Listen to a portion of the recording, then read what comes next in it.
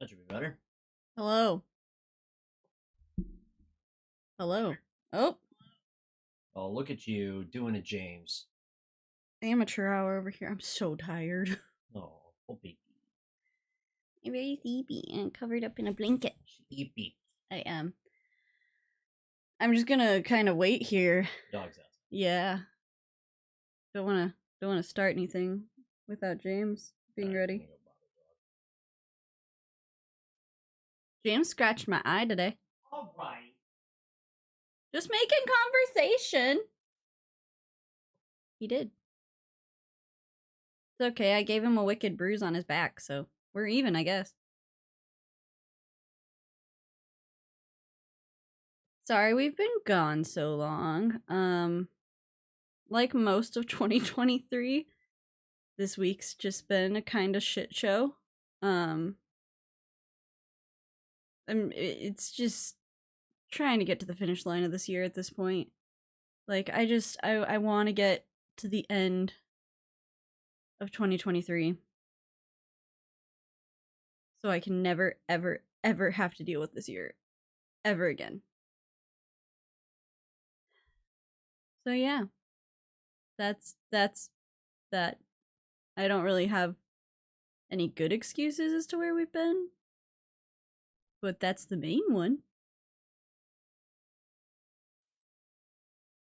That's also why I was so far out of frame. I was like, I don't feel like I'm in a different spot, but I wasn't in a different spot. The camera was in a different spot. Okay, here comes James. This may be a one take. We're gonna see. We're gonna do our best. This is not a long movie, nor is it a complicated movie. I don't have a lot to say about this movie. You ready?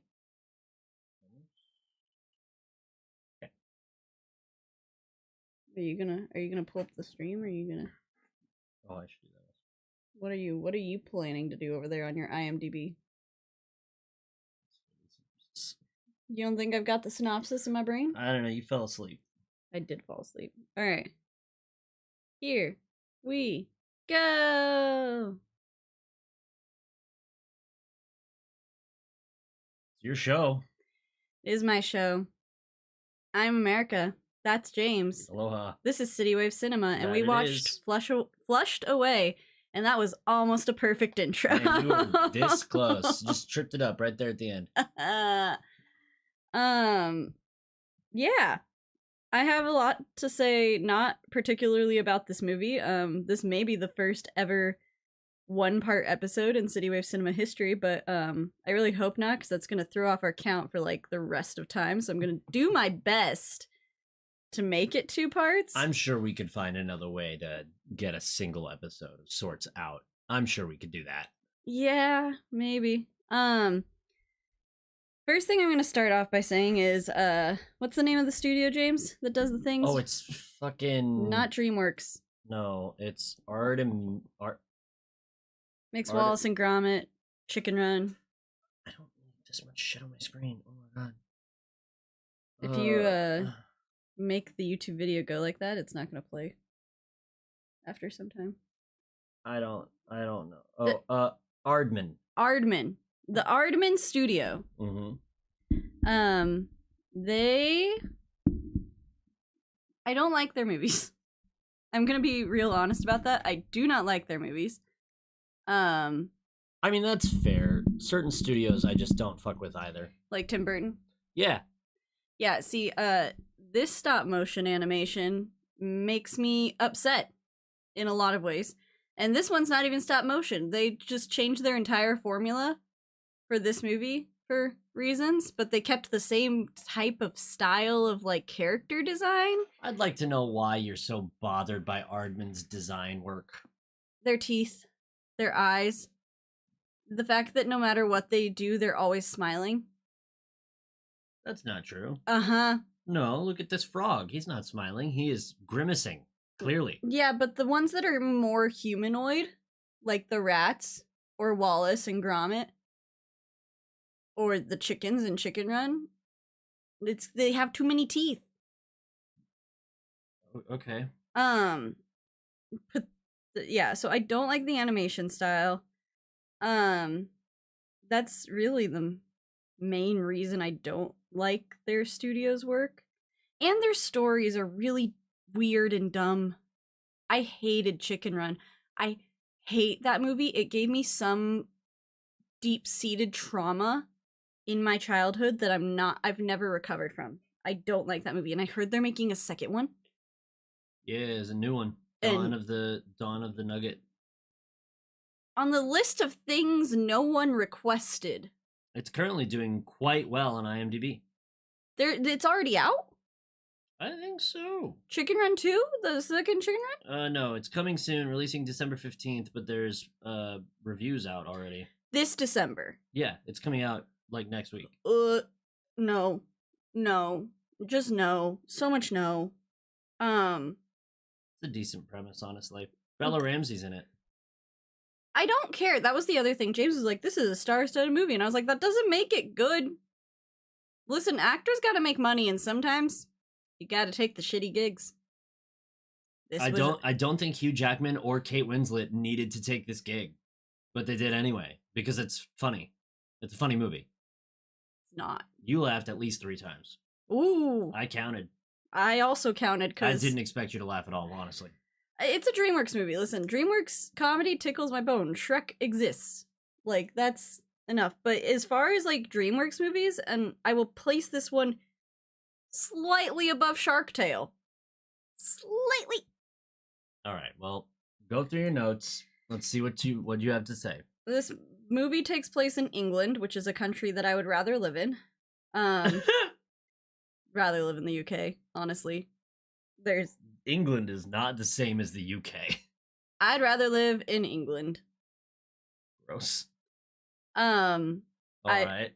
Yeah. So it takes place in England, and we open up with a family getting ready to go on holiday, and a little girl prepping her mouse. It's a mouse. Is he a mouse or a rat? He's a rat. But Roddy's a rat. She calls him a mouse.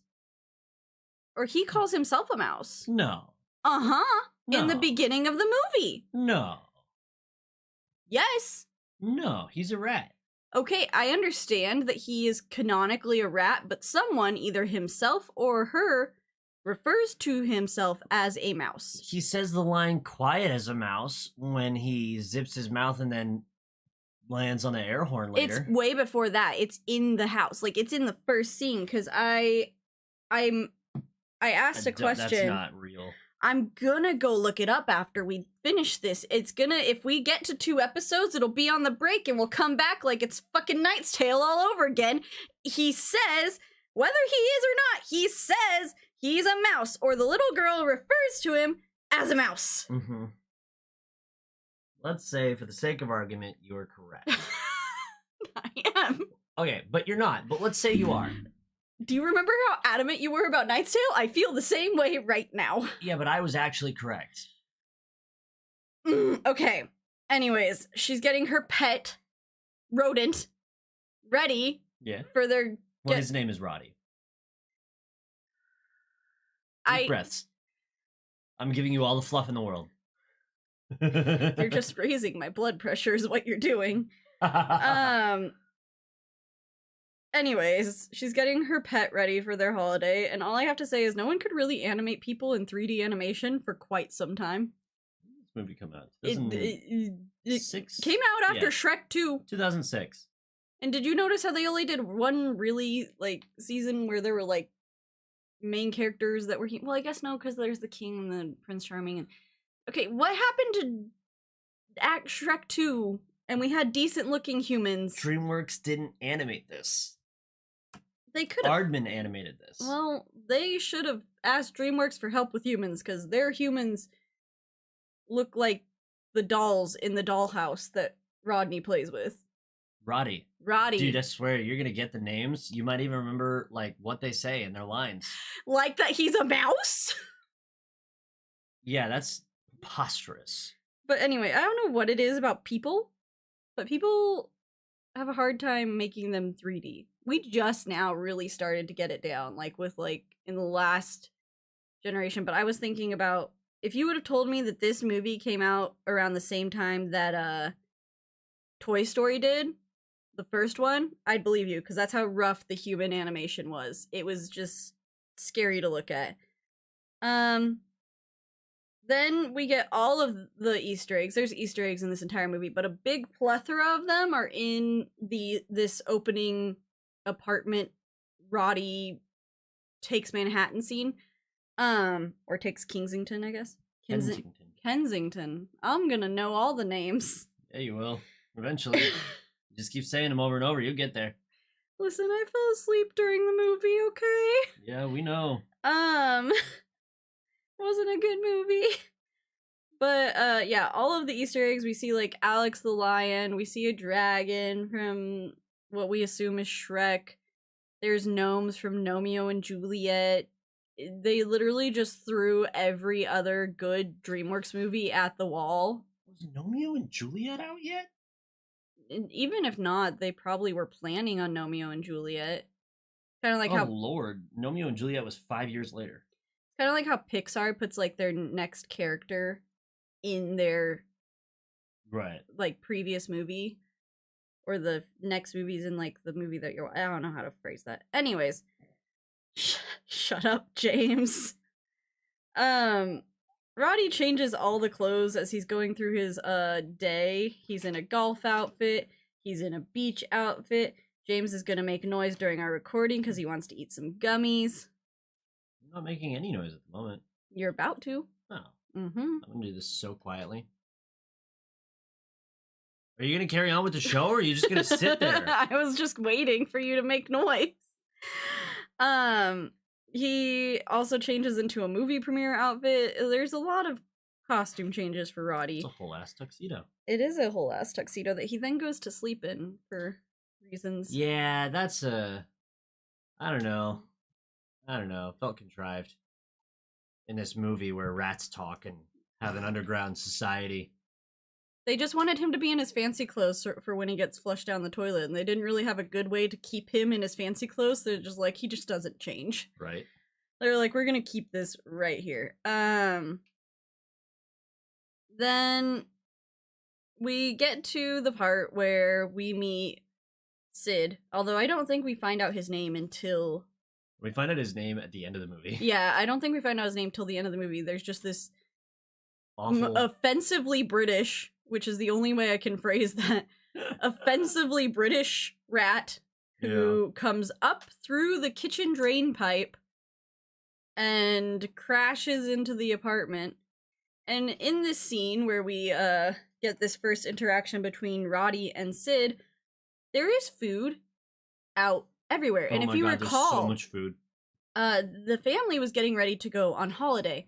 Now, for those of us who are not in England, or Us actually Americans. For those of us who are just Americans, people go on holiday, which is like an extended vacation because they can do that because they get better PTO over there. But they go on holiday, and so we know they're going to be gone for like multiple days at the very minimal, and they left out sausages, they left out a cake. None of this food is covered. There's just a whole, like, I forget what the roll is called, but there's like a rolled cake. It's a British dessert. It's like a Swiss roll, but much better. Yeah, they just made one on Holiday Baking Championship, and I can't for the life of me remember what it's fucking called. But they leave out the rolled cake. There's just food out everywhere that Roddy partakes in, or that Sid partakes in eating in. But if you're going on holiday, don't leave that much shit out. Don't leave food out. That's how you get rodents. Right? Actually, this is how you get ants. That's a joke from Archer. It is. But yeah, no, it was just like actually upsetting. I was just like, why is there food out? Why would you just not clean up? Why?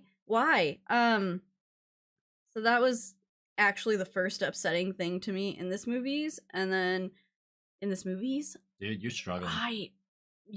In this movie. And then we get a burping joke because even though it's DreamWorks, even though this is by a different studio, technically this is still a DreamWorks film, so we gotta roll the hits. Don't worry, there's a poop joke later. There's so many like potty humor jokes because it's a DreamWorks movie, and DreamWorks really only knows how to do like one type of joke and make one type of movie, and then the Prince of Egypt, and that's like it. Those are the only things.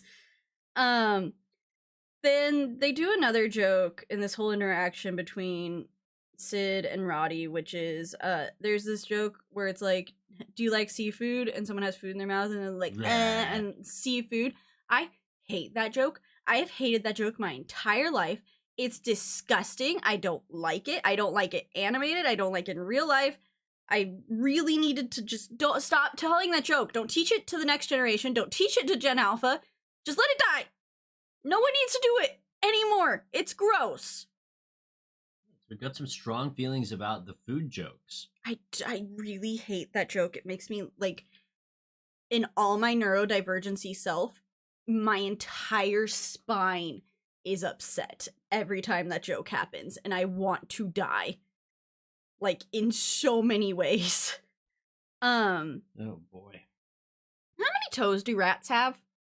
I'll Google that immediately. Okay. Because I pointed out that there was 3. Because they have 3 toes in their hands and their feet.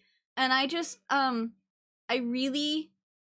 looked weird. 5. Yeah, okay. I was like, it looked weird to my brain, but I don't actually know rat anatomy, so I just needed to know for sure that it was weird to my brain. Now, their front paws should have 4. They do have 4, because they have a thumb Their and back 3 paws fingers. have 5. Oh, like real rats? Yes, like real rats. So, like, real rats have 4 and then 5 on the back? 4 and then 5 on the back, yeah. Okay, well, the front fingers, which is on par for animation, making 5 digits is hard. It's a lot. Hardly any animated characters have 5 digits, and that's just how it is. But the feet looked really disturbing, and I couldn't tell why, and That's why they're in shoes most of the time, because you know what doesn't look disturbing? Shoes. It was, Santa's feet. We were just talking about how you've never seen Santa's feet, and it was alarming and disturbing to see, and that's the same vein. Maybe everyone just wear shoes. No one... Unless you come in my house. Yeah, I don't like shoes in my house, but also... America wants to look at your feet. No, I don't want to... You want to see everybody who comes here his feet. No, I'm not a member of feetpics.com. You're not a subscribing member? No. Aries, that is not the fucking toy right now, dude. It eventually turns out that Sid wants to take over the apartment and kick Roddy out, and so Roddy tries to trick Sid, and then Sid just shoves Roddy into the toilet. And why do bad things always happen to good people? That's what I want to know. Because I don't feel like Roddy deserved this. He was just living his life. He wasn't hurting anybody. He was just having the best time that he could have in his little apartment. And then this asshole comes in and fucks everything up. And I don't understand why bad things happen to good people. It'd be different if he was, like, trash, but he's not. He's just living his little rat/mouse life in the apartment. And then gets shoved in a toilet and flushed away to who Roll credits. knows. Fuck you. To who knows. Who knows where. And then we get another Dreamworks joke as Roddy goes down into the sewers and he tries to hold on to something because he quote-unquote can't swim. And he grabs what very clearly looks like a turd, but Dreamworks said we can't go that far. And so it's a candy bar that just looks like a turd, which is, I mean, if you're gonna do the joke, just full send on the joke.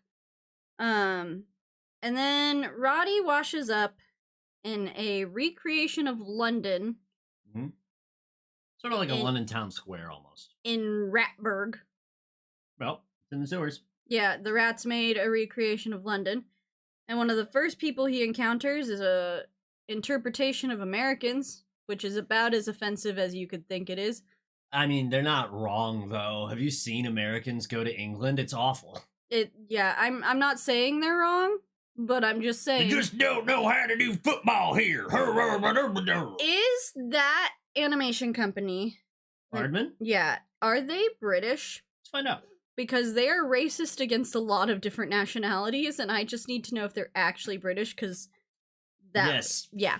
Okay, because they were like, there was a lot of racism against French people, and a lot of racism against Americans, and I just needed to clarify who was making this movie. Because if we made that movie, like if the Americans made that movie, that's awful. Like, we should not... That, first of all, it'd make more sense, but also it would just another freaking mark in the book of why Americans are awful. But we meme the French in a lot of ways, but we don't meme the French nearly as bad as the English meme the French. It tracks. Like, I was thinking it during it, I was like, this is a lot of, like, French humor. Not, like, this is a lot of English humor about France that I just don't see really anywhere. It reminded me of Monty Python. Monty Python does that too. Yup. And I was just like, wow, we really leaning into the French jokes. They dipped their toe into some American caricatures, but they really leaned into the French ones. So I was just curious if they were actually British. Yes, they are, straight out of Bristol. Roddy stumbles his way, meeting many characters that have no really particular importance to the story at all, through this town until he meets a cliche fisherman, pig leg, eye patch, yellow raincoat, hook, all the things that you think of when you think of that creepy fisherman in a movie. That, who basically tells him that there is a person who has a boat that can get him to the surface, and where to find that person. And so Roddy goes off to find this captain, and in doing so, they made a stupid joke, and I didn't like this joke. It was basically, you know, like how, like, when someone remembers something in a movie, it, like, echoes in the back of their brain, and they actually just made the guy stand next to him with a bottle making it echo. Don't laugh. It's not funny. It's a funny gag because it subverts expectations. It's a total trope to do that spooky little echo in the background, and to have that spooky little echo be totally disarmed by having it be seen and enacted by a dumb character. But that happens so much. That particular gag happens frequently to now that's my expectation. What gag? Seeing the person do the echo? Yes. I've seen that like maybe twice ever. I've seen it so many times in animated movies. And maybe that's basically, yeah. It same fucking, like, now it's my expectation that there is like some like person standing next to them going da da da da da da da. Can't have anything, can you? No. Make new shit. Write new shit. Stop playing the same jokes. Stop playing the same story. Over and over and over again, looking at you, Disney. Disney didn't even have a hand in this. You're just taking shots at everybody. What is this, South Park episode? Get it together. I'm taking shots at Disney for just telling the same story on a fucking loop at this point. We watched Anastasia, also not a Disney movie. Yeah, and that was at least an original fucking story. Yeah, but it was pretty ass. It was a good movie. Ow. Anyways,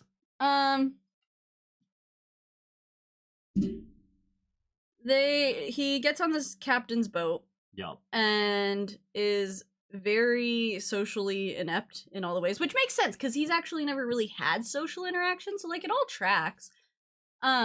Even there's 2 levels to it, because you're right, he's not done social interactions with anyone that isn't a human, and he's also just a perfect example of class differential. Yeah, no, he's a snotty rich boy in a poor part of town, and doesn't really know how to act, and doesn't know anything. He also just doesn't have any tact or grace whatsoever. Not even a little.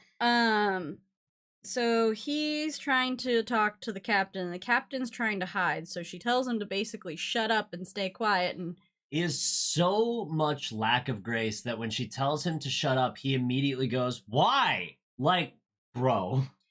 And there was urgency to her voice. You gotta get the fuck over it. And so he eventually does like stay quiet for a whole minute, and she pulls down the world's worst disguise over her boat, which is just this tarped painting of a brick wall that doesn't cover her entire boat, and legitimately the worst disguise I've ever seen. And then he ends up leaning on a rope, which pulls the horn, which breaks the disguise, which gives away their location. He also trips and falls about 1,000 times. And it's kind of funny. He doesn't seem to have any issues moving around when he's in the house in Kensington. As soon as he gets to the sewers, he doesn't know how to move. He like forgets how to walk, how to exist. What hot things are. Yep, doesn't know a goddamn thing. Which, I mean, there's a certain level of trauma, but it's also the whole he's like a rat. Fish out of water story. Like that's just what they're playing with. Is he's just not. This isn't his environment. I wrote this movie can almost be funny, but I have no idea why. It was maybe one of the first time I laughed at anything. But they get caught by the rats who are looking for a ruby that Rita. Good job. I knew you'd get there. That Rita stole. Yup. To save her family. Yup. And Rita shoves Roddy under the bus. And then Roddy shoves Rita under the bus. And then they both end up exposing where the ruby is. And then both end up getting taken to the Toad anyways. Gandalf the Toad. He is Gandalf the Toad. Sir actual Ian McKellen plays the villain of the movie, which is hilarious. And they get taken to him for reasons. And because they have the ruby. I don't know why they don't just fucking leave him there. But they all go. Gotta punish a criminal. They all go up there and he gives them a tour of his weird British paraphernalia collection. And he thinks Roddy is a man of class because he's from Kensington. He's from Kensington. Dude, did you watch the movie? Kensington? Oh my god. I watched most of it. I fell asleep during one chase scene. Which is coming up. Yes. So he shows him his collection. He's like, oh, you'll appreciate all my nice stuff because you're a man of class. And Roddy almost gets away with schmoozing this man and getting his ass off the line. And then he calls the collection amusing. And then he breaks the entire collection. And then he gets shoved in a freezer with Rita. And they almost get liquid nitrogened to death. Except it's not death. Freeze. Except it's not death, because they do it to the rats, and the rats are fine. They have to thaw off, but they're fine. So yes, they do a quick switcheroo in the freezer, and it ends up that the rat henchmen get frozen, and they make an escape by stealing a cable and ziplining down away from the control center for the flood box, which is where the Toad lives. This is all important information for later. Quote unquote on the important, huge air quotes. All I have to say about Roddy is he has horrible luck. And I feel bad for him. Mm-hmm. And they also did one good joke in that scene, and other people would disagree with me, but I thought there's this one point when the frog eats a fly.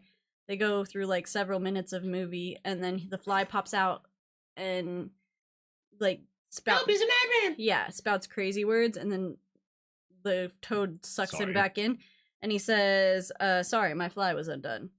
And I thought that was a clever joke. You thought that was a clever joke? Out of all of the jokes in the movie, you thought that was the clever joke. It was punny. It was a double entendre. Oh, I forgot. You're a sadist who likes puns. You're a disgusting individual. It was punny. Ugh, that's so bad. I'm disgusted. I don't even want to be on the show anymore. That's so fucking Ugh. It was the phrase of like his fly was undone, but the fly was mentally undone. It was funny. Dude, it's scraping the bottom of the barrel of jokes. No, the burp joke is scraping the bottom of the barrel of jokes. The turd that's a candy bar is scraping the bottom of the barrel of jokes. No one's denying that. I'm just also saying that your joke that you think is good is as good as all the other ones. Puns require another level of intellectual humor. Okay, so I need you to say this out loud with a straight face. Okay. The people who wrote the movie can and do intentionally access another level of humor. That's a very long sentence, but I will say you're correct. They have the ability. Do they use it? No. I mean, they clearly just did. They put one in there just for you. They should do it more. To brain tease the adults.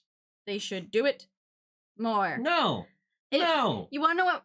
The audience of the movie is not the adults. You want to know that another example of this in a stupid DreamWorks movie? Okay. But it's the same level of just punny funny is in The Penguins of Madagascar. Terrific film. There's a... No. We watched it enough times. No. I never want to see it again. There's a whole scene with the octopus. Yeah. Who he goes around and goes, Nick, cage them! And just goes like repeatedly through like many different actors and saying it just in like a sentence phrase, but you know that he was like, Nicholas, cage them! And then like all of that, that is a really funny movie, like, or really funny scene in that movie. It's a subpar movie. It's so dumb and bad. It's better than Madagascar 3. And crowd service because people loved the fucking penguins. It's better than Madagascar 2. And that scene is just really funny. It just nonstop rolls through it. No pausing, great comedic timing, in a blink and you'll miss it moment that only the parents would get because the kids aren't going to know all these old actor names, especially not now. It's a really punny scene, and I enjoyed it. So Flushed Away. Has some good puns. There's some good pun times in Flushed Away. That is one of them. We end up somehow through a series of chaotic falls and scrambles back on this bitch's boat. Back to the Jamie Dodger, baby. And then I fell asleep. They escape the henchmen. They do. There's a whole chase scene, and when I tell you I slept through the entire chase scene and nothing really changed, it was fine. It was just nice stuff for your eyes, but you already hate the animation, so. And then Rita and Roddy. Mm-hmm. I don't know where it almost went, but I almost lost it. Rita and Roddy make a deal that she will get him to the surface and he will get her a real ruby, because the ruby that she stole again, she got the cable and the ruby now. The ruby that she stole again is not a real ruby, it's glass, and he shows her this by shattering it. Like a dipshit. Tact not in his repertoire. He's like, no, look, it's fake. Fair, but also maybe... Also, I'm pretty sure you can smash a ruby.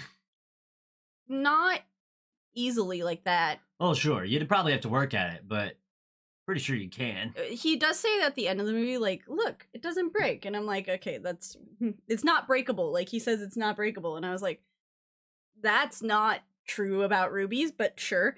A diamond could cut a ruby, for example. But anyways, and there's a couple things that happen during this deal scene. One, we use an old style technology of a phone that I just needed to call out because the movie dates itself by using a flip phone. These flip phones and phones with number pads, and it's been a minute since I've seen one. I'm almost more used to seeing like landlines, that's the term. Wow. You got there. Landlines, and then I am to seeing like flip phones in movies. And so they make their deal by doing the hand spit thing where you like spit on your hand and shake hands. This goes with the whole seafood thing. I've always hated that. I've never understood it. Why is that a thing? When did that start? Playgrounds. Who decided that spitting on your hand and shaking hands is the way to seal a deal? Because it's gross. Elementary schoolers. It's gross. That's how you spread germs. That's how you get COVID. How many elementary schoolers do you know that are not gross? A lot. That's a lie. Toddlers are gross, but a lot of elementary schooler kids are not gross. And I don't think it started in elementary school. I think that's wrong. And I don't know where it started, but it's gross. And we I'm not stop. Googling that one. That's too much. It goes along that same lines of I always thought it was disgusting, and we should definitely stop that and not teach that to the younger generation. Just let it die. We're not going to bring it up. We're not going to talk about it. It's over. It's done. I'd rather do a blood pact. And that's how you get blood disease. Anyways. The Toad starts to calls in for help from his cousin. This is from where we France. Le Frog. Yeah, Le Frog. This is where we get a lot of the French some French memery. Yeah. Some racism against the French. And he reveals his big plan, and why he needs the cable back is because he wants to kill all the rats. And yeah, he doesn't like living in the underground, so he wants to kill all the rats. So he could have it to himself. But he doesn't like living there. Like, he goes on this whole speech of, like, how he used to live in the light, and he's in this dreadful place where there's no light and no limit. Yes. And I was like, how does the dead rat solve your miserable life problem? You're still going to be in this hellscape of an underground. Well, later at the end of the movie, he says that he wants to repopulate the space with his children. Can we talk about after unveiling them? Can we talk about how horrible that would be? Can you imagine living in a town where the only company you have is your 10 or your 1,000 children? And they're all just tiny evil frogs? Who all want things from you all the time? Puppies and the like? This is the stupidest villain plan that has ever existed. It's not a good one, that's for dang on sure. And it doesn't make a lot of sense, because what he really would like is to be back up there. He's mad that he got sent down here in the first place. He reads a whole fucking book. He has a memoir about it. And yet his plan is to kill all the rats and then continue living down there. Why? Why not just go back? Clearly there are ways to get up there. Rita knows how. Why don't we just kidnap Rita and make her take us up there? That seems like a better villain plan.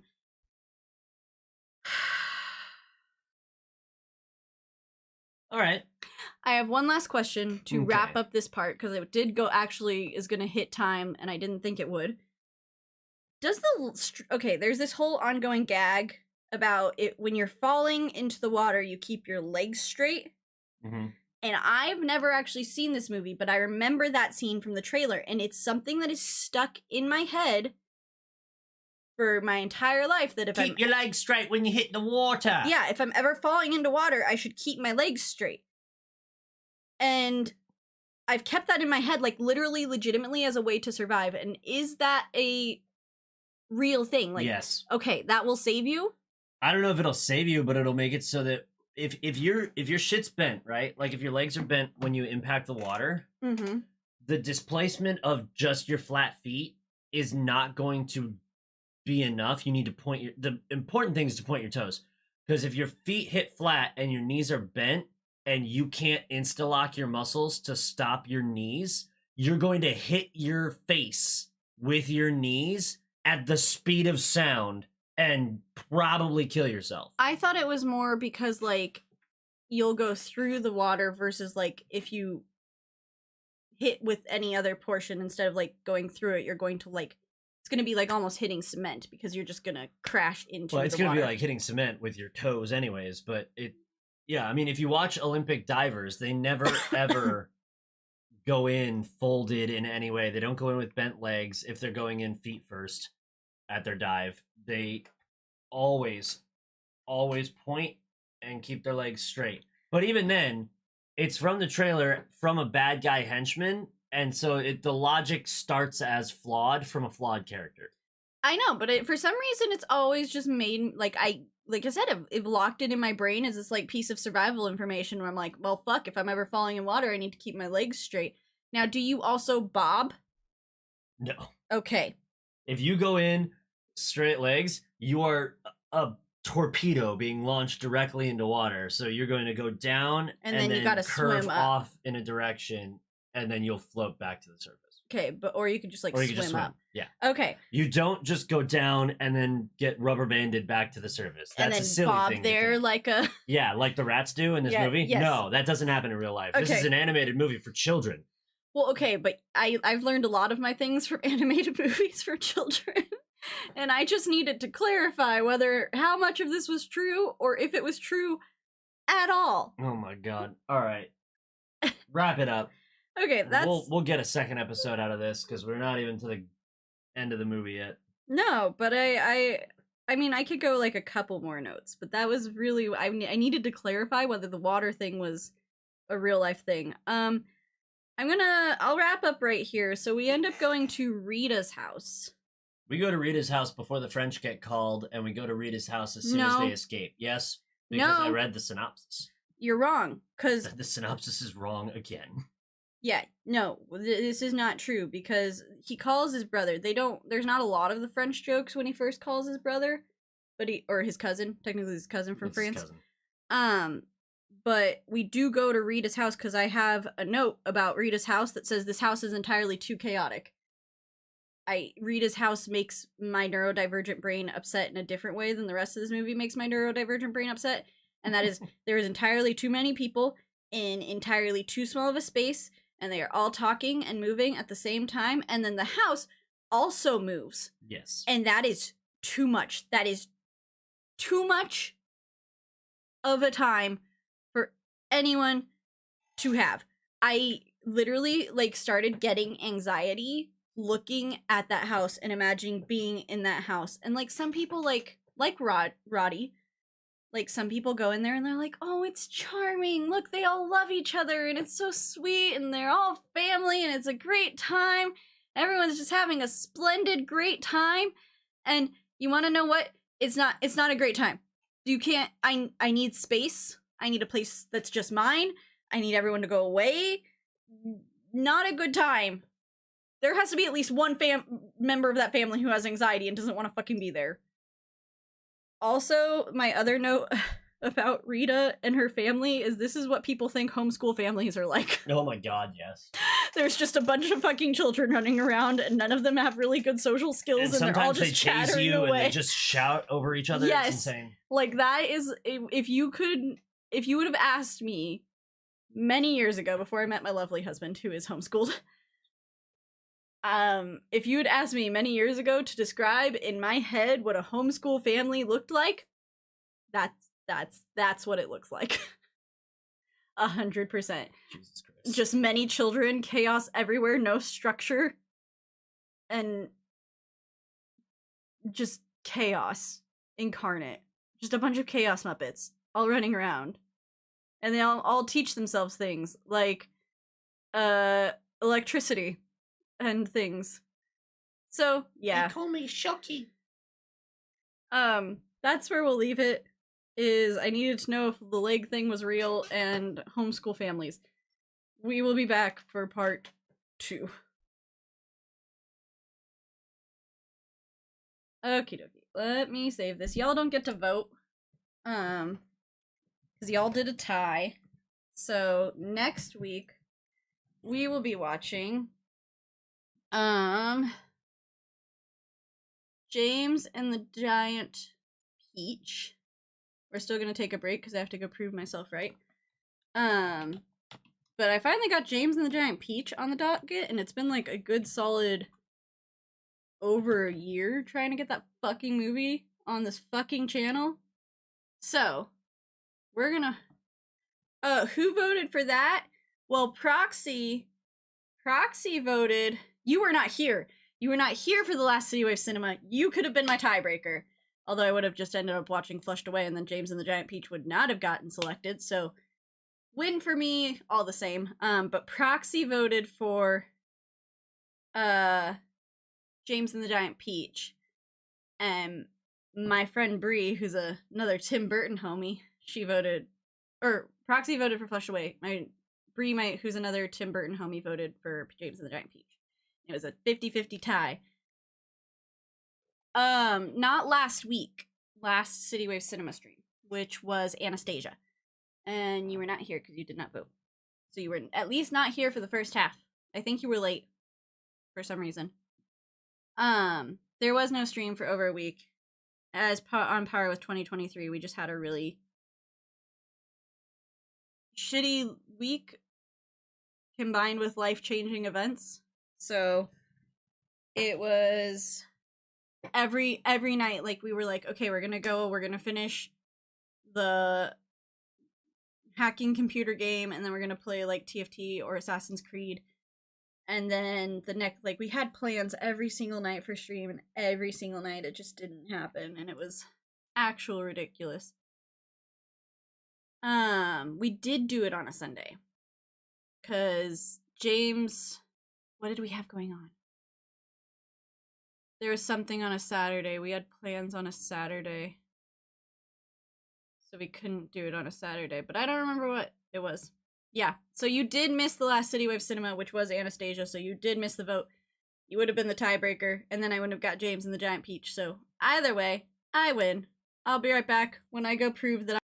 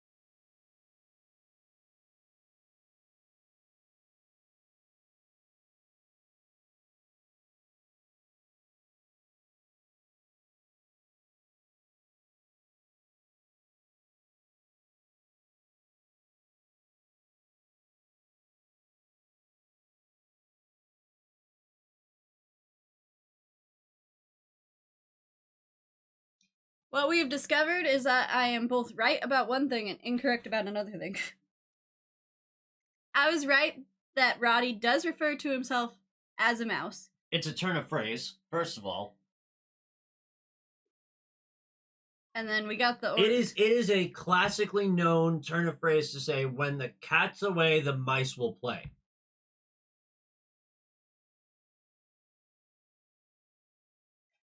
There's no way you've never heard that before that movie. There's no way you've never heard that.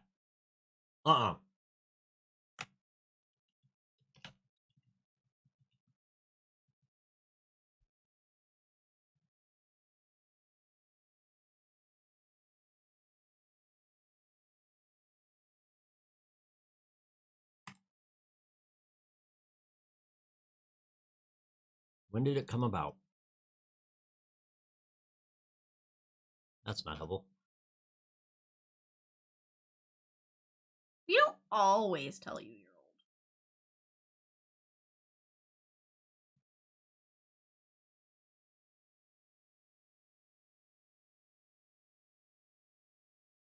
It's literally a proverb.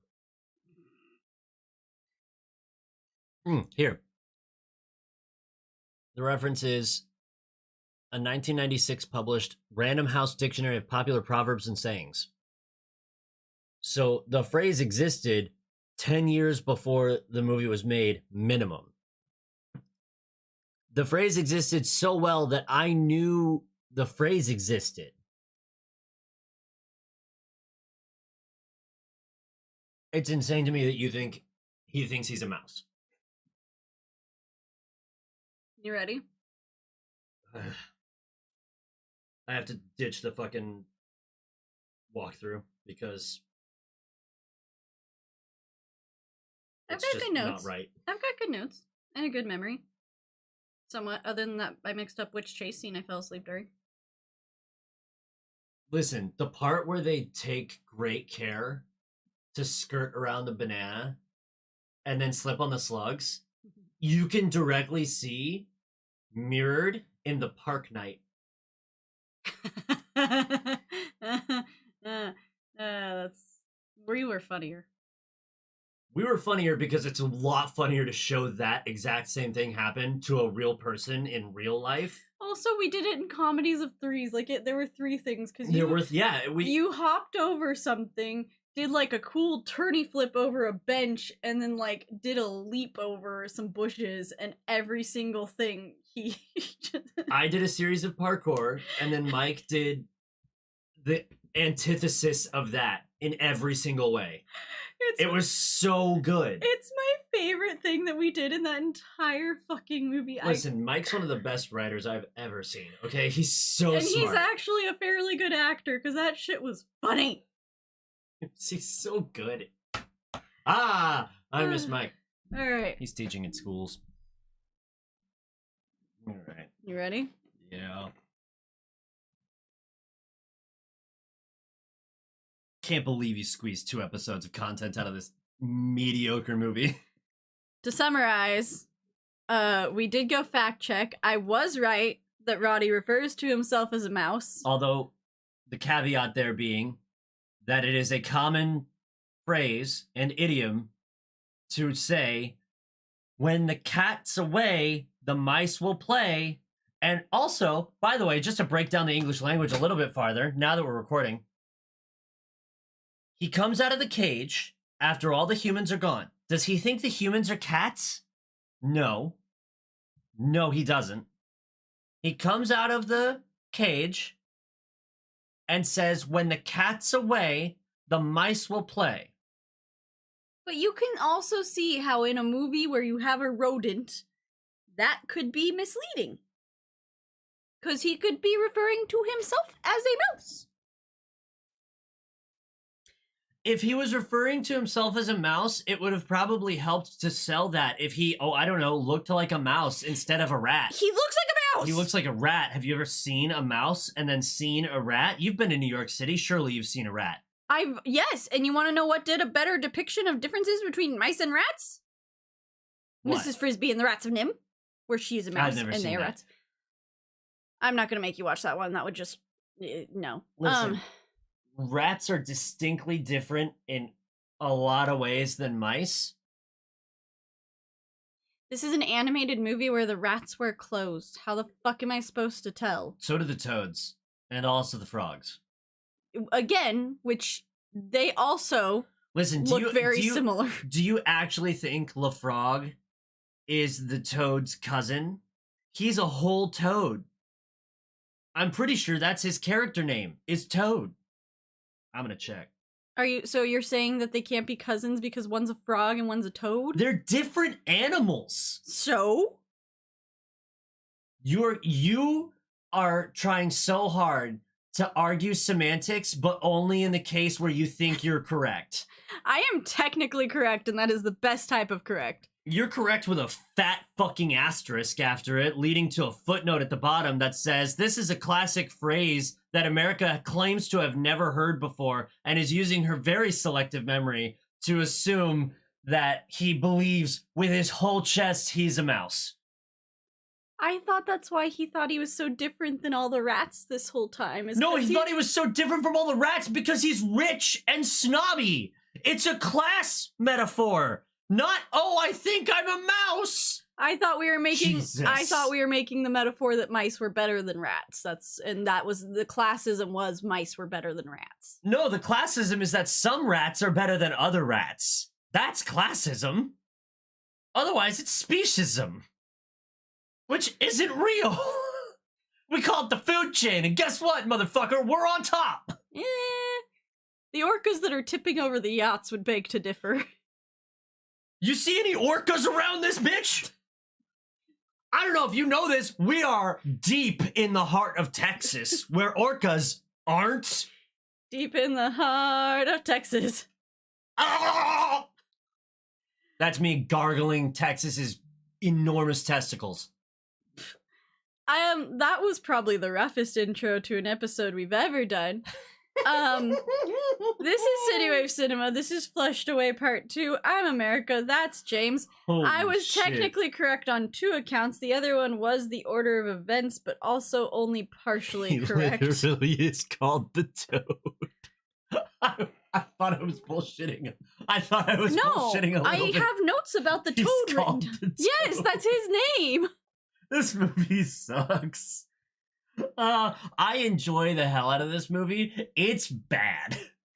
It's a bad movie. It's a brain candy movie for you. It so is. I enjoy Cinderella, and I will fully admit that that is a horrible movie. Oh yeah, we talked a lot of shit about that one. Oh boy. Sometimes you need a good brain candy movie, though. Sometimes you just need garbage to watch. I also just love getting a bunch of like extremely talented English actors to just caricaturize the English. Like Hugh Jackman, yeah, he's Australian. Thank you. but I he was about to does say it. Hugh Jackman is not British. I'm almost certain Kate Winslet is though. Ian McKellen for sure is. He's a sir. I would check on Kate Winslet because I wonder if she's also Australian. I'm fairly certain Andy Serkis is English. Yes. Miriam Margolyes. Can you check on Kate Winslet for me? Because we are full spiraled away from. I'm working on it. She was born in Reading, Berkshire. So yes. In England. Yes, so England. Yes. Okay. I just couldn't. I was like, I don't remember for sure if she is, and I didn't want us to like. They cast Jean Reno for the frog. He's Anyways, famous for doing French film. It's just such good casting for such a shit movie. Please, God, just continue or I'll just laugh about it for the rest of the time.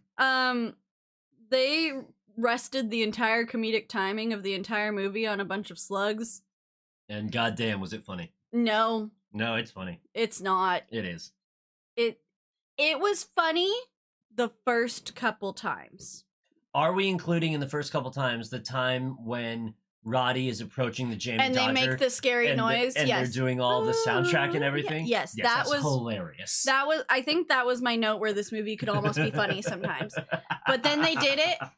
They did the DreamWorks thing where then they did it 10,000 more times in the movie. They pulled a Seth MacFarlane and just ran the joke and ran the joke and ran the joke until I didn't want to see the joke anymore. Listen, as a general rule, comedy comes in 3s and 5s, not 17s.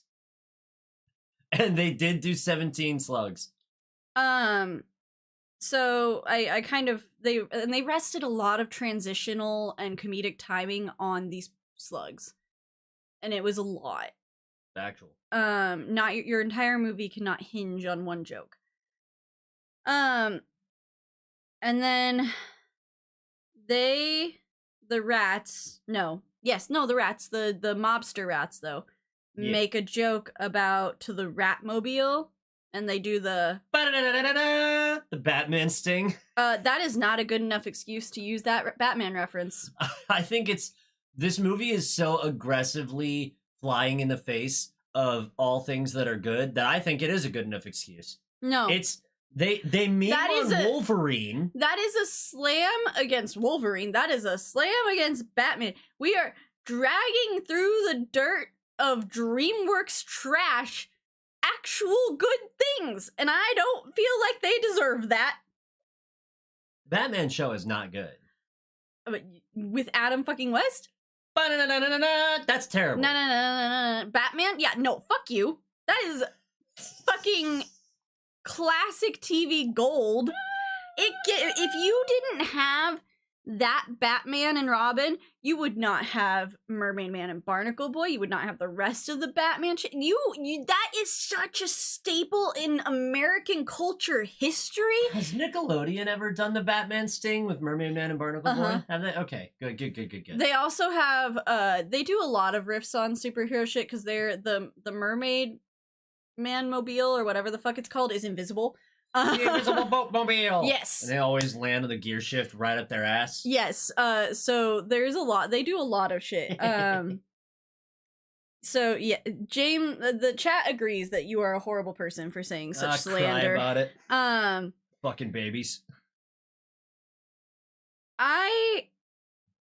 The boat. What's the boat's name, James? The Jammy Dodger. It survives a lot that a boat should not survive. It's almost like a bumper boat. It just runs into shit. It does have a tire on the back of it. That's just the back. He crashes that shit into almost everything. Oh, yeah, for sure. And it gets beat up. It gets hit by people. It survives almost all kinds of crashes. All of the everything. There's also a joke that so the Toad's whole backstory is that he was Prince Charles's pet. Yeah. And his most beloved pet at that. And James was not able to identify whether or not Prince Charles owned a toad. I want to know, I mean, these guys are from They're from England. I need to know, and hit me up if you're listening to this episode sometime in the future. Chat, if you want to Google it right now. Someone tell me if this guy actually owned a toad. Interestingly. Because that just seems like a weird thing to, like, hinge a movie on as a joke. Well, now here's an interesting thing that I found when I was doing my Google. Okay. If you Google Prince Charles toad pet, or this something movie, along that this lines, movie comes up. No. Oh. In the last year, a new species of toad was named after Prince Charles. Did he own a toad as a small boy? Unclear. Did you Google, did Charles own a pet toad? Did Prince Charles own a pet toad? I will do that. Or Google. Did you just look up Prince Charles toad? I was really trying to make it fast, so I think I probably just did Prince Charles toad, but I'll do the other one now. Well, see, that would make it less fast, because now you're having to sift through information instead of putting all the fucking things in your Google query. You are what is wrong with Google? Am I? Yes, you're the reason that Dropout Humor sketch exists if Google was a person. When I Googled, did Prince Charles own a toad as a child, it takes me to the Flushed Away wiki, in which it describes the cartoon involving young Prince Charles loving the toad more than all the other animals, which is what we're talking about right now. That's what I was wondering, is if it was just the movie. I think it's just the movie. Okay. Yeah, it's just a movie. Okay. It's a dumb joke to make then. Anyways. He could have been anybody's fucking toad. You don't have to make him the fucking Princess Toad. I really wish that Prince Charles had owned a toad, because that would have been a really cool thing to include in your movie. The French toad shows up. And they make a lot of French jokes. And when I say I was not surprised by every single stereotypical joke they made about the French, every single time it happened, it was literally like someone put in Google typical jokes about the French, and then they just put those in the movie. Like, there was not an original fucking thought that came out of there. Well, I'll tell you this, though. Because the folks who made it were English, they probably didn't have to Google the jokes about the French. They probably just told those jokes to themselves all the time. They were like, the French surrender. Put that in there somewhere. Like, notably, the French has one of the fiercest militaries there ever has been or ever will be. They did surrender a few crucial battles, but on the whole, they've got a pretty gnarly military.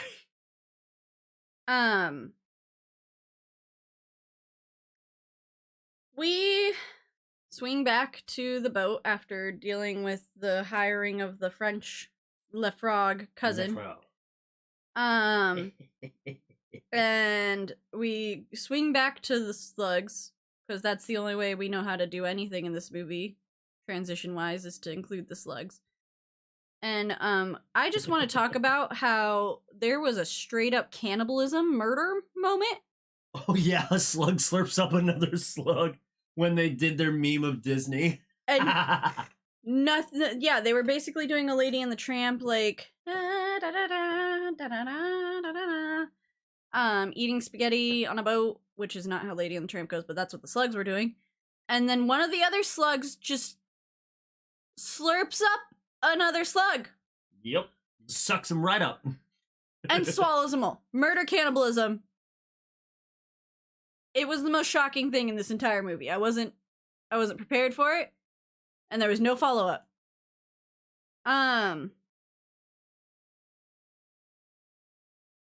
We have this whole, in a very, what I can only describe as realistic as the Jungle Cruise get to know you moment between Rita and Roddy. She's like, you know everything about me and I know nothing about you. And I literally wrote, he does not know everything about you. He can probably name like 5 things. You have a big fan. He knows about as much about her as I know about her. And that is, you're a captain of a boat. You have a gigantic family. Mm-hmm. You're a thief. You're poor. And you're also a mechanic. 5 things. Not a lot of things. And she's like, you know everything about me, and I know nothing about you. And I was like, no, you know nothing about either of you. Like, neither of you know each other at all. And so they go through this whole bit of, like, getting to know you, getting to know all about you. And, like, this forced romance subplot. And then there's French ninjas, which are not a thing. The Toad, his henchmen, are French ninjas. That's the Frog's Frenchman. Sorry, Le Frogs. His whole cabal is ninjas that are French. Which is not a thing. I feel like they were like, we want the frogs to be ninjas. And they're like, okay, or the frogs are from France, though. And the guys were like, we want the frogs to be ninjas. Listen, the frogs can speak English with a French accent. I don't think it was really paramount that they actually be trained in the martial arts. If they could have been anything else, why did they have to be ninjas? Anyway. Because it's funny. No, it's not. It's dumb. No, it super is funny. Why? Why is that funny? Okay, let's think about the design of the frog, right? And I know you hate the design and the art style, but the frogs as they're designed in this movie it's a green oval. Yep. With tiny stick limbs. Stick limbs. Mm-hmm. And giant hands and giant webbed feet, right? Yep. And also, their outfits are zipper latex suits. They're basically skin-tight zipper suits that can zip all the way up over their heads. Yes. Which is used later on to their disgrace. Yes. Why is that funny? Would it be funnier if they were, I don't know, Chinese frogs? Is China synonymous with frogs so that we can do the martial arts thing? Or are the French synonymous with frogs? And is it much easier to write gags about French frogs who can do fighting in a style that's easy to animate? Would it be funnier if the frogs were from China? Yes, because now I have this really funny image of Chinese ninja frogs in my head. That's racist. With about as horrible accents as we have French accents. I don't know. I've been to France. It's kind of like that. Not gonna lie to you. Also, the only thing the French are synonymous with frogs for is eating them. Yes. So I don't... It's even funnier! Because French frogs should try to get the fuck out of France. In fact, they're in England. And also, I was thinking this too, but I didn't want to just throw you under the bus. Ninjas are Japanese. You know, ninjas are Japanese, but martial arts are from all over Asia. Yes. And other places, too. But we're specifically talking about ninja French frogs. Who do kung fu, specifically. Is it kung fu or karate? It is kung fu because Le Frog, they also meme on the French by having a mime called Marcel. Which the great Marcel. That is funny. They should have all been mimes. Like, if there was just a troop of mime frogs, that would have been hilarious. Yeah, but how do they do anything? How do you write mime frogs in as combatants and antagonists when all the best miming that they could do is run into walls? No, because there's a whole ass fucking mime who fights in Rapunzel, Entangled. You can do a fighting mime, and we should have done it. Double down on the French jokes. I can't. What do you want?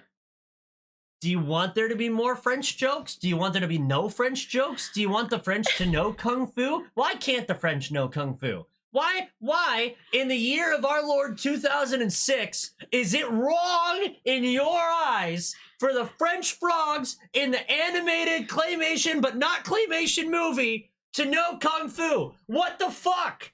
Just let it be dumb and fun! I want it to make sense and funny. No, the rats can talk! They speak English! They all speak English, no! No, it can't make sense! We have to suspend our disbelief. It's a movie for children! You can make the movie for children funny and accurate. Name one! Oh, you don't want to open this box of worms. Funny and accurate? Yeah. And for children? Yeah. What studio? Disney. Well, you don't have Disney, so... I can think of Dreamworks movies that have done it. Who? Shrek. Oh, ogres are for real. Ogres are real. They're a real thing. But they... Funny and accurate. Yes, okay. I'm not saying accurate like ogres exist. I'm saying accurate like they keep the lore of fucking ogres and make a movie about it. So the ogres are ogres. They do ogre shit. I don't know any ogres outside of Shrek that transform back into people in the daytime. That's a curse from a witch and it has established lore. It has rules. It is a spell that we know all the rules to. Well, in Flushed Away... There's not a spell that makes the French frogs know kung fu. Why couldn't they have learned it? Why couldn't they have learned it? How are we fighting about this stupid fucking frogs? I need you to Google French kung fu. And I need to know what that Google search comes up with for you. It's gonna give me 3 dojos in Paris. Because I'm pretty sure it's not a thing. The first thing it gives me is... I swear to God, if it's flushed away, I will walk out of this fucking room. No, it's a French martial art called savate. Okay, why couldn't we do that? A French film called Kung Fu Master from 1988. An article That just sounds like the Karate Kid in called France. The French Kung Fu Master, whose moves made Sifu action game a surprise hit of 2022. So there's not a lot. There's not a lot of French people out there who know Kung Fu. And you want to know why? Because all of those are about specific individuals. A movie about a French Kung Fu werewolf. Okay, you gotta stop because you're getting further down the rabbit hole. a guidebook on Kung Fu Shaolin in French for the French. I think I've made my point. Your point is fucking benign. Your point is dumb. Anyways. This is what the people wanted when they wanted the podcast. This is what they were looking for. When they voted for Flushed Away, they thought we were gonna argue for 10 plus minutes over French fucking ninjas? No, when Green Gorilla demanded we make a show, this is what he was looking for, was this kind of content. Fuck you. They're allowed to know Kung Fu because it's fine. They wrote it that way. Anyways. My next comment... My next comment is that this movie is racist against the French. And the comment after that is eventually they corner Rita and Roddy. And they phone in the Toad.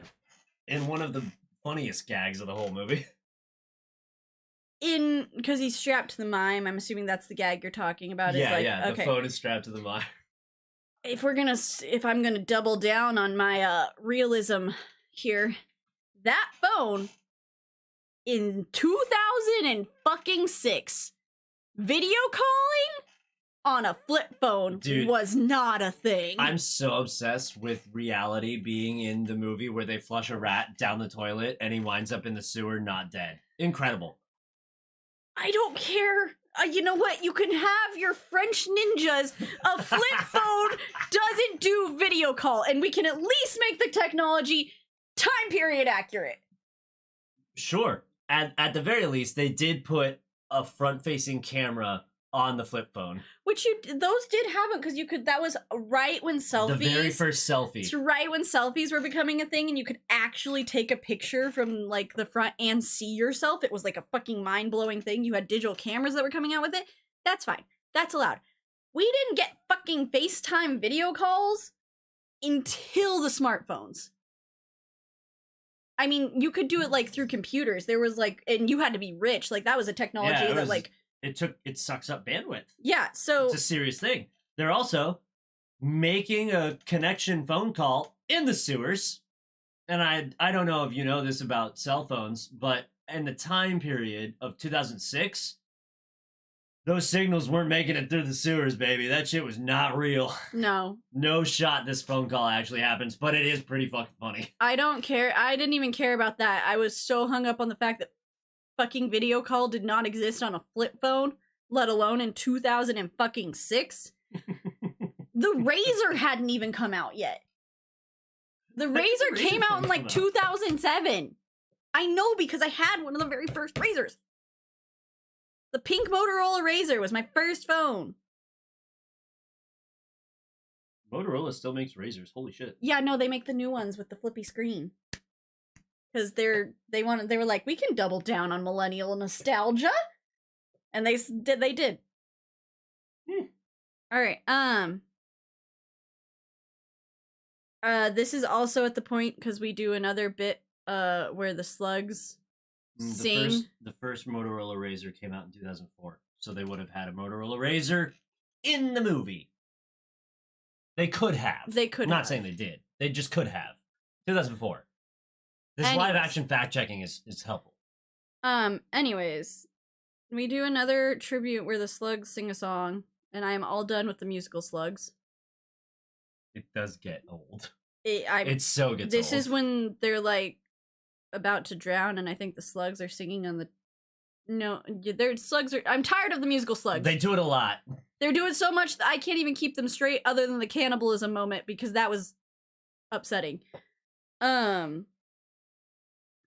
We, through a series of calamities and chicaneries and a plastic bag up a fucking vent pipe, I guess, get Roddy home. We lose the Jamie Dodger down a steamy hole, manage to snag a plastic bag, and get lifted up via the hot, steamy air out of the sewer through a transition where they didn't have to answer the question, how did they get up above England, when they could just go, what if we just don't?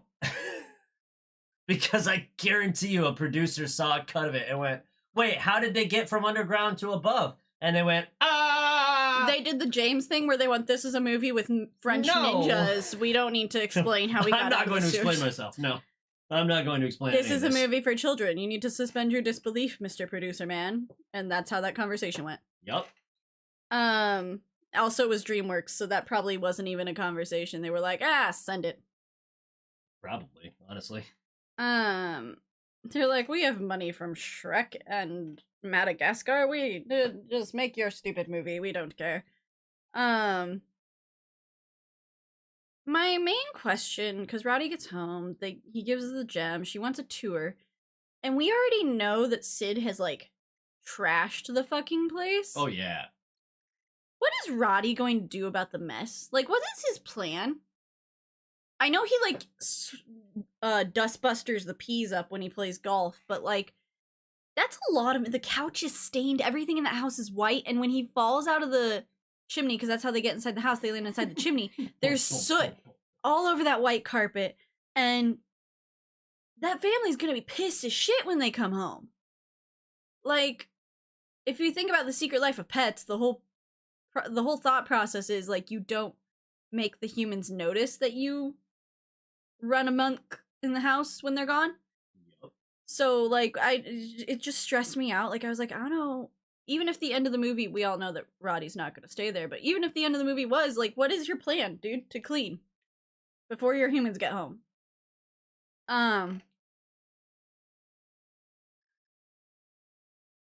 Roddy sends Rita on her way. She goes back down the toilet because we hear the flush. He goes and he starts to watch the game. The World Cup final. The World Cup final. And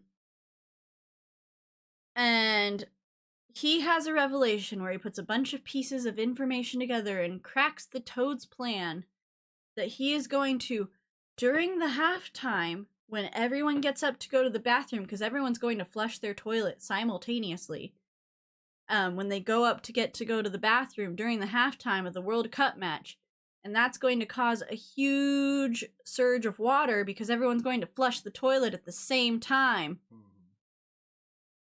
He's going to lift the floodgates and drown all the rats. And Roddy puts this all together through 3 non-sequential blips from the past of this movie. And all I have to tell you, in another, I'm not suspending my disbelief for this bullshit, Roddy did not have enough information to put that all together. He sits there and goes, halftime. Halftime. Boom, boom, boom, boom, boom, boom. He's gonna drown all the rats at halftime when everyone goes to the bathroom. And I was like, he showed us how he put that, like, they showed us the clips that led him to that conclusion. Those clips do not equal that answer in any way. Like, the leap that he takes to get to, oh my god, everyone's gonna go to the bathroom at halftime and that's where all the water's gonna come and he's gonna drown all the rats. That is huge leaps in logic that make no sense. Like, I was literally trying to, like, find an argument that would be like, oh, well, no, because he saw this person do that. No, none of it. None of it. I knew what the Toad's plan was, and I still wouldn't have been able to crack, oh, at halftime, that's when he's gonna do it, because everyone's gonna go to the bathroom. That leap in logic, first of all, for the Toad to come up with this plan, is huge and stupid, and then for Roddy to track that plan, it's a lot of disbelief that I'm just not willing to suspend there. It's a bad plan. It's a dumb plan. The whole entire plan is dumb. Anyways. I can see it only because... Oh my god, you're going to defend this fucking movie one more time? Only because it's made by the English, and the absolute fever pitch fandom for soccer by the English is so, like, deeply invasive of the culture there, and a lot of the rest of the world as well, that it could be, I'm not saying it is, but it could be argued that due to him simply being English, it's common knowledge that at the halfway point in the World Cup final, the majority of the populace goes to use the restroom. I mean, we track statistics like that about the Super Bowl all the time. Like, text messaging slows down in the first and second quarters and then picks up at halftime or at the fucking halftime and then kicks way back down again. Like, it's a trend that's trackable, and while they don't do any of the legwork to explain why anyone in this movie would know anything about that, if you think about England and its relationship to soccer, it's plausible. Are you correct? Maybe. I am technically correct. Maybe is not technically. I am technically correct in my first statement that Roddy does not have enough information to figure this plan out. Oh, yeah, for sure. Like, he's also not a sports guy. He plays golf. He straight up has none of the information. It takes Sid explaining to him that Sid is holding on for halftime so he can go to the bathroom. Even that's not enough. Is not enough to get him all the way there. Like, there's just not enough information. Roddy doesn't know what the master control cable's supposed to do. Yeah, he makes huge leaps in logic, and it's...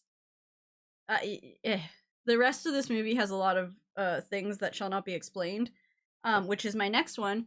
We jump back down to the sewers to see the rats, and guess what? They caught Rita. Oh yeah, they caught Rita, and that will not be explained. We don't know how. We don't know why. They caught Rita. The end. Like, that is the only explanation. They just have her all of a sudden. And through the magic of whatever Roddy's super-powered mind is, he comes up with the fact that he needs to go back down to the sewers to save his fucking 2-day romance chick. Oh yeah, literally 48 hours. And all these rat people that he suddenly gives a fuck about. Because he went to one chaotic family and danced on their table. The amount of yada yada in this movie they yada yada the shit out of it. I'm not saying it's a good movie. But he basically goes, Sid, you cool with staying here and, like, taking care of the girl I hang out with? And then I'm gonna go. And Sid's like, yeah, sure. And I was like, I don't know if you've ever... I know they always make the joke of, like, parents switching out pets when, like, the pet dies. Mm. I feel like you would notice if your very razor-thin fucking rat turned into a short, fat rat. Now, in fairness, they do set up this gag by her overfeeding him. I knew you were going to say that. I knew you were going to say that when I wrote this note down. You've known for so long. And I call bullshit. That doesn't change your fucking height. That is a whole different sized rat with different color fur. If we're going to assume that the hair is technically their fur and that would be all over their body, that is a different colored rat. You have a brown rat that suddenly turns into a black rat, and you have a tall rat that turns into a short rat, and you have a skinny rat that maybe ate all the food you left and turned into a fat rat. Those are still 2 out of 3 not correct. But who's going to notice at all? The little girl. Are you sure? She's just got a brand new cat. She might be pretty preoccupied with that new pet, who also might eat that rat. I'd watch that movie. You want gruesome child movies. Mm-mm.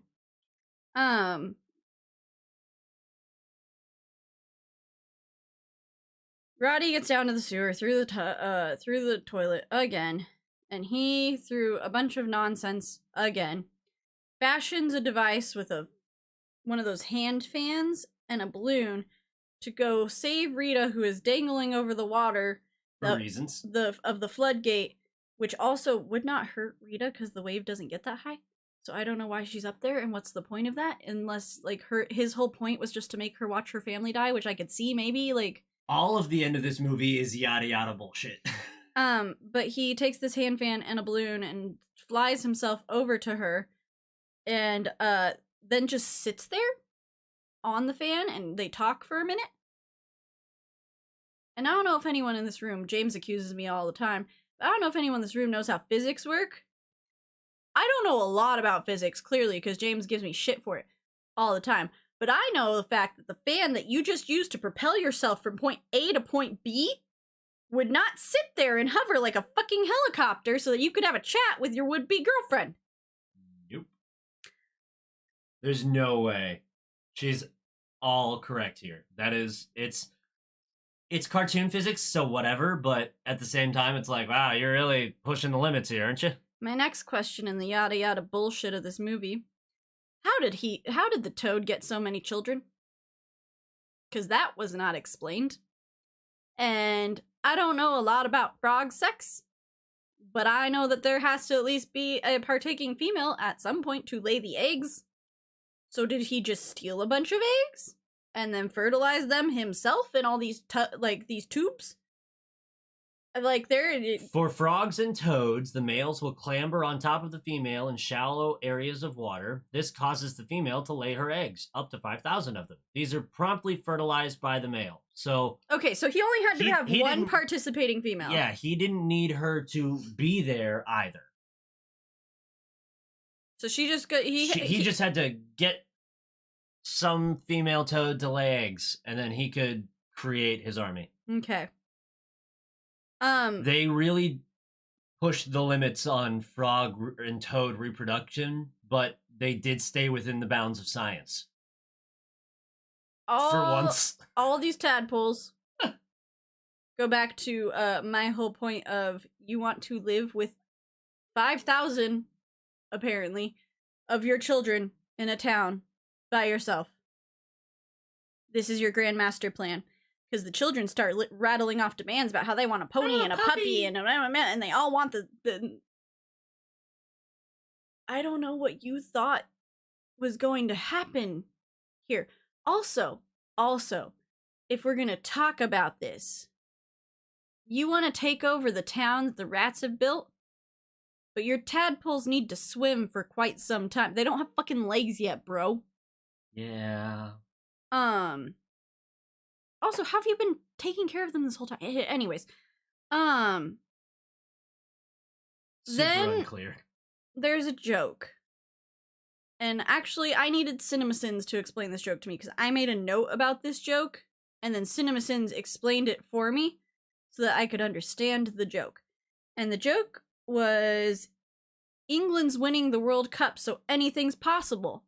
And I had to write a note, is England, like, historically bad at soccer? And then I found out that England doesn't have, like, a soccer team. Or I guess a football team. Yeah, there's not one England other team. than, like, the Olympics. Yes. And so that makes more sense now, but it was just, like, that was a very, like, British joke, if you're in the know. I felt like this is the first time where I felt like the Americans, who also get thrown under the bus in this scene because they're like, you need a helmet, they don't football. And I was like, I don't know anything about actual football because I don't get why that joke's funny. But so there was that. Then basically what happens is there's a fight where Rita, Le Frog, the Toad, and Roddy all fight on this pipe that is filled with the liquid nitrogen, which the Toad uses to freeze his victims, and Roddy eventually ends up getting the Toad trapped between making him shoot his tongue at a gear and freezing his foot with a crack in the liquid nitrogen pipe. And then the wave starts coming because it was halftime and everyone flushed their toilet at the same time because that's the logic we're sticking with here. And so the giant wave of water is coming and Roddy's like, oh fuck, what are we gonna do? And he gets the idea that they're going to use the liquid nitrogen out of this very small pipe. I will mind you, the pipe is not very big. No. To freeze this entire giant wave. Yes. We're gonna let all that happen. I'm tired of arguing the logistics of this movie. Fine. Liquid nitrogen, gonna freeze the wave before it hits the people. He's successful. The end. Cool. Then everyone sees Rita and Roddy, like, come out and be all like, hey, and they all just start immediately celebrating them like they knew that they saved the entire. They had, for all you fucking know, they caused the wave. You have no knowledge of what fucking went down. No one has any prior understanding as to what the heroes, who they even are, or what they've done. Yeah, they all start chanting their names and cheering them like they fucking saved the world, which they did, but they didn't know that. They didn't see the fight going on up there. They didn't know what the plan was. They didn't know the Toad was trying to kill them all. They had no knowledge. Like I said, my logic, I see a giant wave and then I see Rita and Roddy walk out and I'm like, oh fuck, they caused it. To be fair, they were chanting Millicent because they still haven't learned Roddy's name. Yeah, that doesn't change the fact that they were still cheering these guys like they saved the fucking universe, and they have no knowledge of anything that went on. They literally were just like, hey, those people that we met that one time. Woohoo, they did it. Did what? Did fucking what? You don't know. You were watching the fucking World Cup.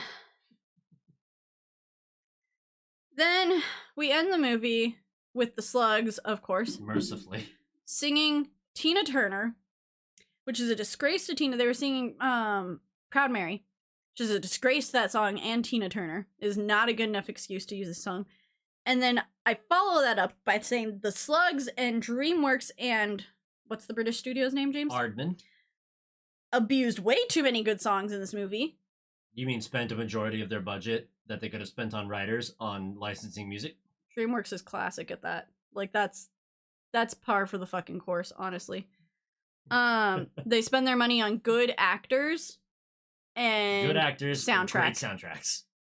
That's it. Classic.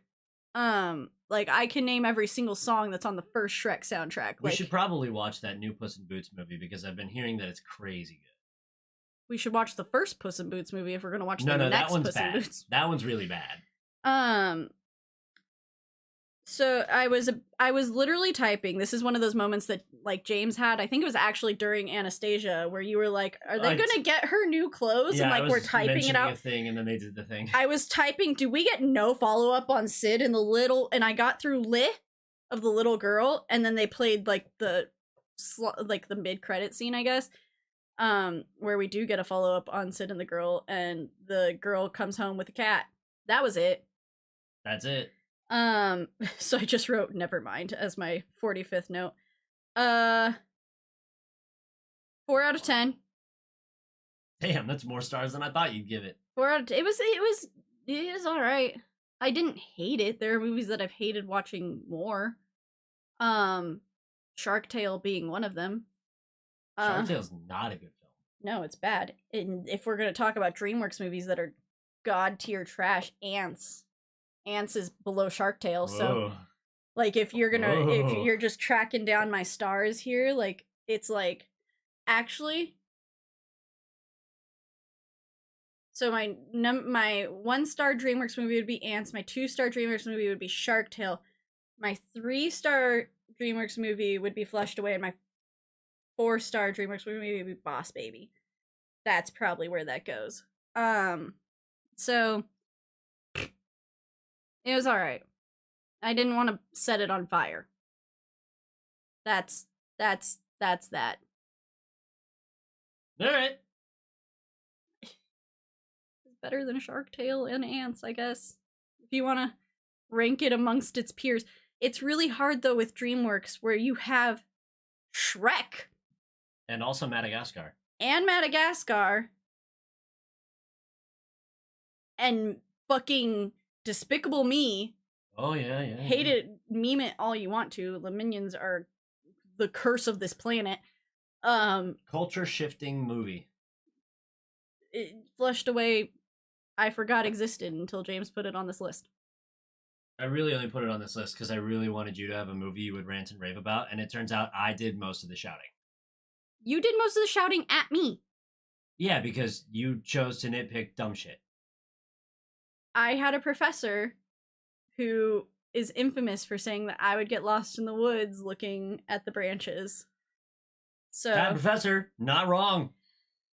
if the branches are enough to distract me from fucking walking, it's a really disturbing looking branch and you might want to fix it.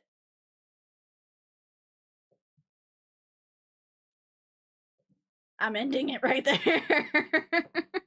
I don't give a single fuck. I stand by that though. If it's so distracting that it takes, because there's movies that don't do that. Every Tim Burton movie is the worst fucking branch.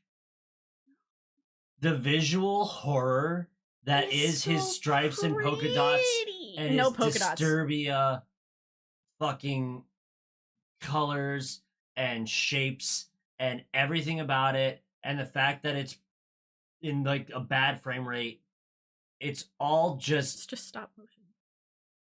it's so fucking awful to look at. Cars 3 was on there. We should put it back on the list because we've seen Cars 1 and Cars 2. Here's a meme that I've seen on the internet about Cars 3? Cars 1, 2, and 3, right? Mm-hmm. Cars 1 is a movie about doing racing. Cars 2 Is a spy movie is an for international reasons spy thriller. that no one asked for. And honestly, the plot of it is almost James Bond villain-esque. And the third The Cars plot movie, of Cars 2 is better than the plot of this movie. At least that villain's plan made sense. That's true. And the third movie is a movie about racing. That's the fucking internet meme. Isn't that there I've just a seen lately. chick rookie that Lightning's like mentoring? Isn't that basically the There's that, and I guess he's trying to like, he's now like one of the ancient veterans in the racing league, in the Piston Cup, and there's like these hot new cars that are just overall better than he is, and so he has to find like a new way to win without breaking rules or something. I don't know. It's a movie that's gonna go down as being about heart. we can put it on the list because technically y'all did vote for it one time, and we just Cars 3. we just said Fuck that. we said let's do Cats because April Fool's Day. So that's kind of our bad. I'll put it on here. I'm writing it down right now. Cars 3 for real. And that will be, I demand that be the actual title of the fucking for real this time. Alright, cool. So we're doing James and the Giant Peach. I can't wait to talk about how visually unappealing that movie is. Yeah, that's one of my other ones that I have visual, like there's scenes in that movie that traumatized me as a child. Listen, okay, here's a really good college-educated word to describe Tim Burton's aesthetic, and it's a shame Nightmare Chick isn't here because she would like have a conniption fit. All of them are grotesque. No. Yeah. No, that's what this studio is. The Chicken Run is grotesque. It's upsetting to look at. Alright, we'll be doing another because we want to get ahead of the holidays. So there will be another CityWave Cinema next week for sure. It'll probably be on Sunday. Actually, 100% it will be on Sunday. We'll do James and the Giant Peach a week from tomorrow. Because we want to have a stockpile of episodes, basically. So that we can roll these out. And then we will, as with the rest of this year, we're going to do our best to stream this week. And then when we come back from Christmas, We'll see about this week. I've got jury duty on Tuesday. that's not gonna affect your fucking stream time. In fact, it'll probably only help you. I mean, they can only keep me for so long during the day, but if I get picked, it's a family and civil court. So I'm gonna see something probably So like heinous. if your mental is toast, If my mental is toast after a day in court, being on the jury, I'm not in trouble, being on the jury, we might not stream because I might come home and be like, I can't fucking do stuff. Might have to go to sleep or some shit. Anyways, I got this. Go. no. Oh. So we will Come back from Christmas. That'll be the when we come back from Christmas though, we're gonna have a lot of good shit. Poppy Playtime will be out. I don't think we're gonna get to play it before we go. Probably not. But it will be out. It should come out next week actually, I think. But I don't know if we'll be able to slide it in. I want to make sure that we give Poppy all the time it deserves. So Poppy Playtime should be out, which is a good content for us. Yeah. And we'll keep chugging away. James needs to finish the glitch game. I also need to He finish fucked Metro. up. He fucked up. He was gonna finish it in one stream, and then he misclicked, and now he has to do the entire last boss fight again. So What? yeah, that's what happened in the glitch game, the God. Outcore. God damn it. You remember weren't paying attention because you were all bitchy and moody, and you clicked on the wrong dialogue choice, Yeah. and now you got to do the whole boss fight again, Fuck me. where she tries to hack your computer. I don't wanna. You said you were going to. I know, This was I- your words, not mine. I know, and now I don't wanna. I plug the fucking doorbell in. Anyways, we will see you all at least next Sunday. Stay safe. We love you. We're sorry that 2023 has been such a disaster. We're doing our best.